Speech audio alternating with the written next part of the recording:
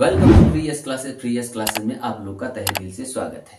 Free ace classes में आज का टॉपिक है बिहार बोर्ड के एग्जाम में प्रत्येक साल पूछे जाने वाले प्रश्न। यानी बिहार बोर्ड का एग्जाम होता है तो उसमें प्रत्येक साल यानी हर साल कुछ ऐसे टॉपिक होते हैं जिससे हमेशा प्रश्न पूछे ही जाते हैं। जैसे मैंने एक साइंस से भौतिकी से एक चैप्टर जिसका नाम है प्रकाश का परावर्तन तथा अपवर्तन, उससे कुछ ऐसे टॉपिक हैं, ऐसे क्वेश्चन जो पूछे जाते हैं जो प्रत्येक साल पूछे जाते हैं, हर सेट में देखेंगे आप। तो क्या है आप देखिए, गोलीय दर्पण की वक्रता त्रिज्या और तथा फोकस दूरी के बीच क्या संबंध होता है। तो ये संबंध होता है r बराबर 2f, यानी वक्रता त्रिज्या जो होता है वो फोकस दूरी का दुगुना होता है। ठीक है, या इस बात को कह लें कि फोकस दूरी जो होता है वक्रता त्रिज्या का आधा होता है। फोकस दूरी किसके आधा होता है? तो वक्रता त्रिज्या का आधा होता है। अब इस पे कुछ प्रश्न पूछे गए हैं। जैसे देखिए कि एक गोलीय दर्पण की वक्रता त्रिज्या 20 सेंटीमीटर है तो इसकी फोकस दूरी क्या होगी। तो फोकस दूरी निकालने के लिए आपके पास फॉर्मूले क्या है? F बराबर R/2, यानी R/2, यानी R का मान कितना दिया है, यानी वक्रता त्रिज्या का मान दिया है 20 सेंटीमीटर और 2 से आपको भाग कर देना है। भाग करेंगे तो कितना बन जाएगा? 10 सेंटीमीटर।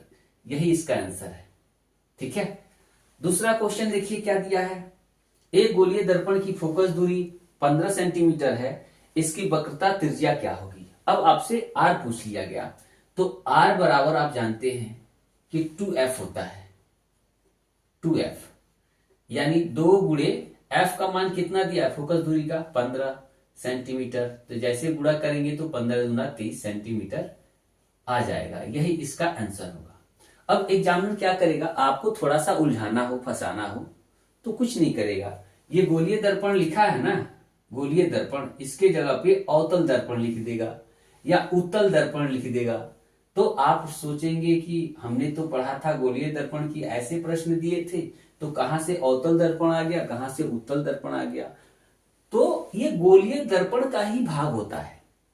अवतल दर्पण, उत्तल दर्पण गोलीय दर्पण का ही भाग होता है। तो इससे परेशान होने की कोई बात नहीं है। ठीक है, कोई जरूरत नहीं है। ये अवतल हमसे पूछे या उत्तल पूछे या गोलीय दर्पण पूछे, तीनों बात एक ही है। इसका आंसर अलग नहीं हो सकता। इस बात को आपको ध्यान रखना है।